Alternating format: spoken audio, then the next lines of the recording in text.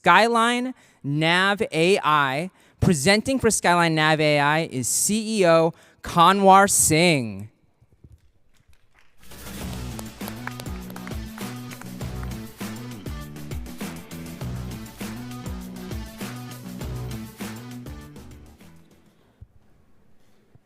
Good afternoon, TechCrunch. My name is Kanwar Singh, CEO of Skyline Nav AI, and I'm also joined with Jasleen, who's our product lead.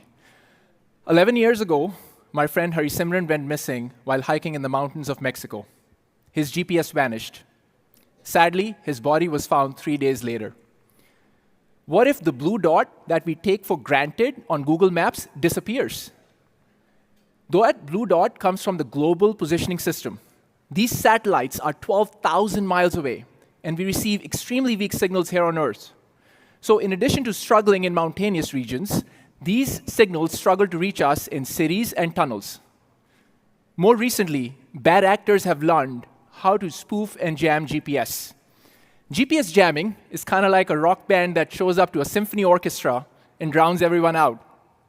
GPS spoofing, on the other hand, is kind of like having a fake map that takes you in the wrong direction.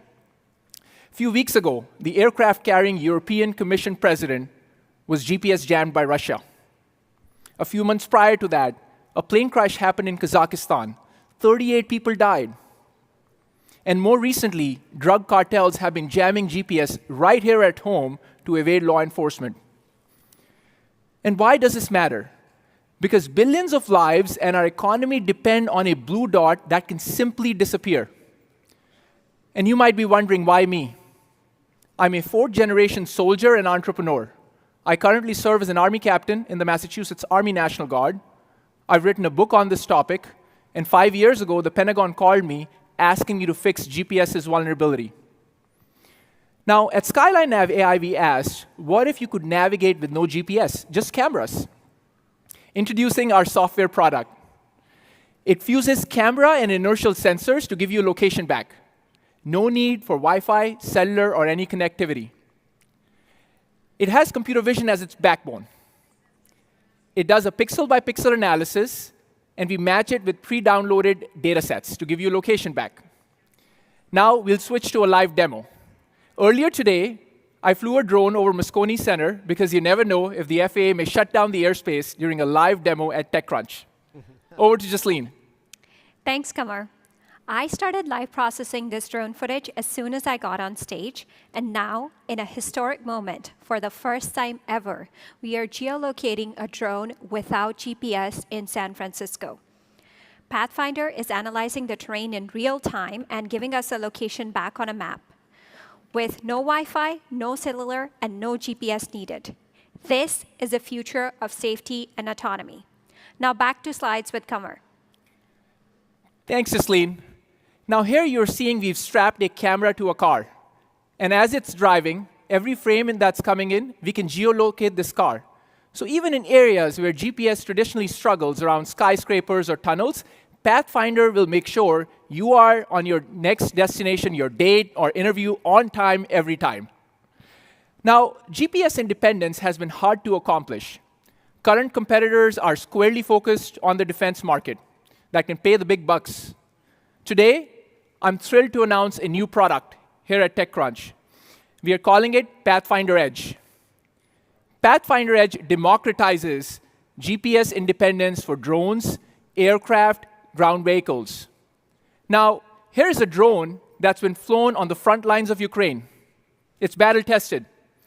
But Russia has been crashing these drones by jamming GPS. You can simply hook up Pathfinder Edge on this drone, and now voila. This drone is GPS independent. Thanks, Jasleen. Back to slides.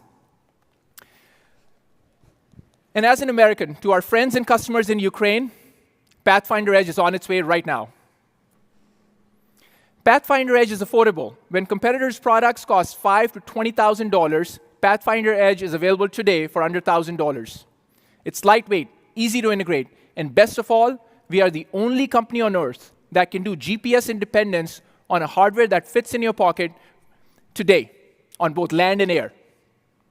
And just like Apple democratized smartphones, we are democratizing GPS independence navigation. So let's talk about attraction. Since starting Skyline Nav AI 5 years ago, we have received $3 million in non-dilutive funding from companies and organizations like NASA, US Air Force, and others.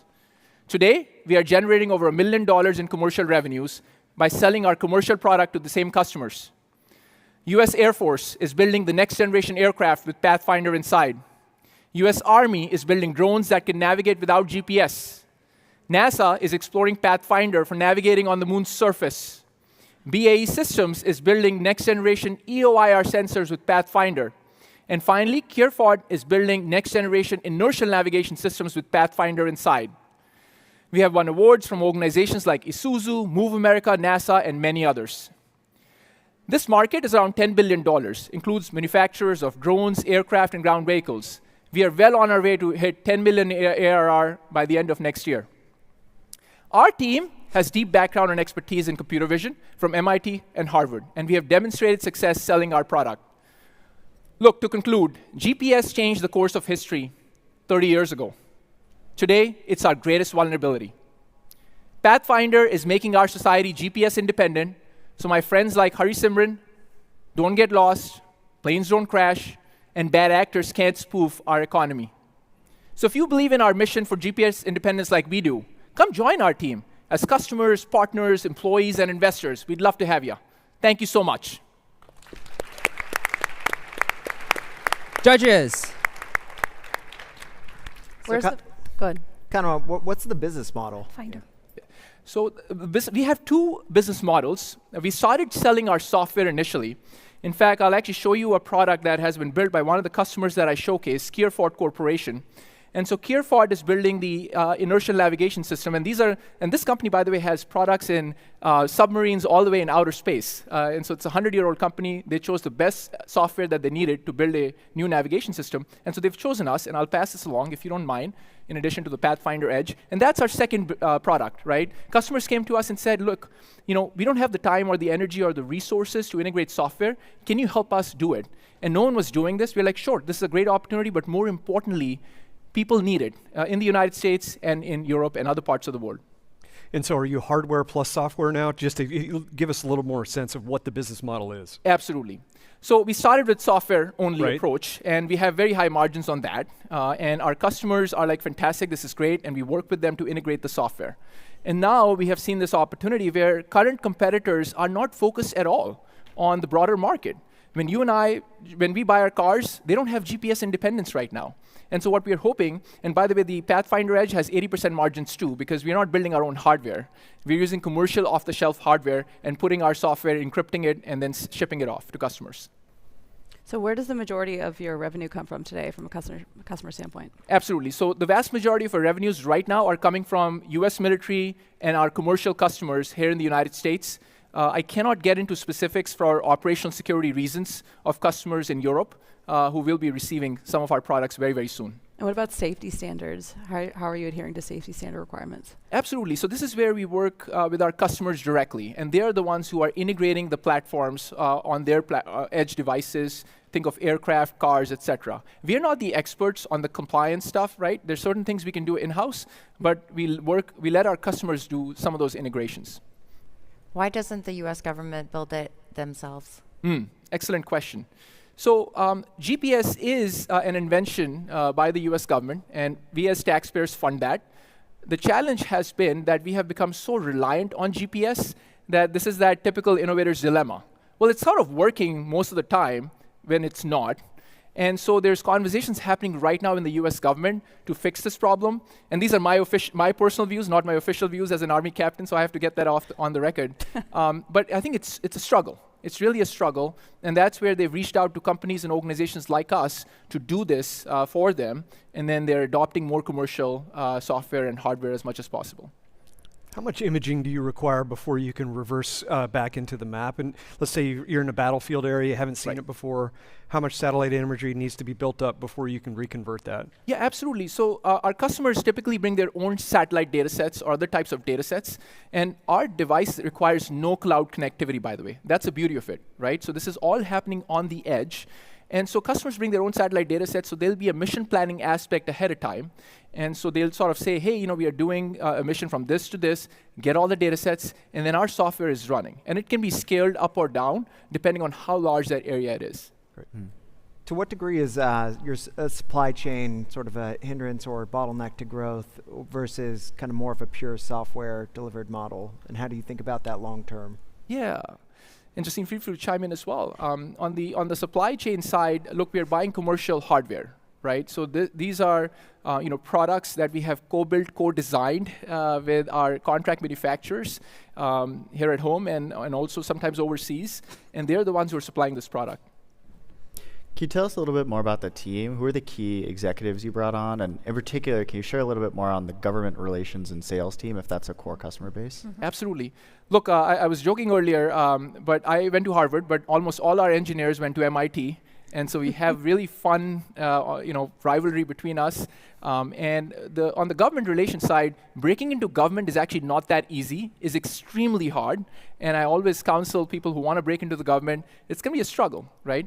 But I go back to my roots as a soldier, and I care deeply about this topic. Look, I could be working on SaaS, which I was early on in my career, but this is a mission calling for me personally.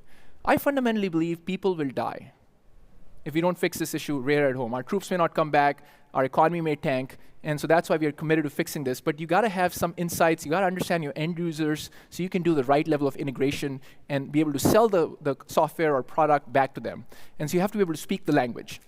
And to complement what Kamar said, we have about 7 other executives other than Kamar himself who are either currently a part of the US military or have been part of the US military and intelligence service in the past. Makes sense. And you had a $5 million contract with the Pentagon, is that right? Is that an authorization to spend? I cannot get into specifics, as you can imagine. Sure. Makes sense. And do you think about growth markets beyond the military applications? And what are they? Absolutely. So we think of commercial car companies and trucking companies.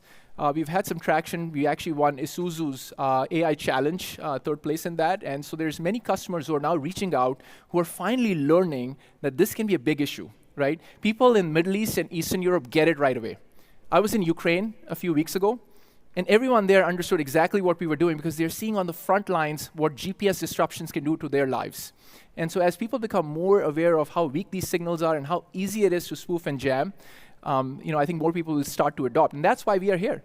We want to take this message to Silicon Valley. We are extremely vulnerable. So let's start to integrate GPS-independent solutions. It doesn't have to be Pathfinder, but we'd love it's Pathfinder. But we still want to we have a societal obligation as a company to do something about this big problem. All right, I think that is a good note to end on. So give it up for Skyline Nav AI. Thank you so much.